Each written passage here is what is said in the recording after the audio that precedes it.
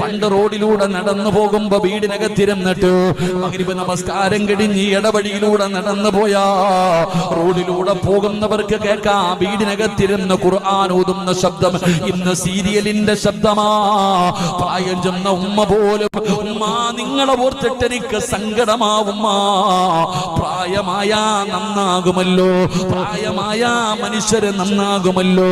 40ഉം 50ഉം വയസ്സായിട്ടും ഈ കാലത്ത് നീ നന്നാകാത്തതെന്തേ ഉമ്മ? മുടിയൊക്കെ നരച്ചുപോയ, തൊലിയൊക്കെ ചുളുങ്ങിപ്പോയ ഈ പ്രായമുള്ള നീ ഇനി എന്ന് നന്നാകാനാ ഉമ്മ? പടച്ചവനെ, കബറിലേക്ക് കാലി നീട്ടിയിരിക്കുന്ന ഉമ്മയാണ് ഏറ്റവും കൂടുതൽ സീരിയല് കാണുന്നത്. കള്ളു കുടിക്കുന്നവന്, നിത്യമായി കള്ളു കുടിക്കുന്നവന് കുടിക്കാതെ വന്ന കൈകാല് വിറയ്ക്കും. മഗ്‌രിബിന്റെ സമയത്തെങ്ങാണ് കരണ്ട് പോയാ ഉമ്മമാർക്ക് ടെൻഷനാ. സീരിയലിന്റെ അടിമകളായി പോയി. എന്റെ പ്രിയപ്പെട്ട ഉമ്മമാരെ, എത്രയോ മഹദിമാര്, അല്ലാഹുവിന്റെ പ്രവാചകന്റെ പ്രിയപ്പെട്ട പൊന്നുമകള് മഹദി ഫാത്തിമ. ആ ഫാത്തിമ കിടക്കുന്ന സ്വർഗം നിനക്ക് വേണോ പെങ്ങള്?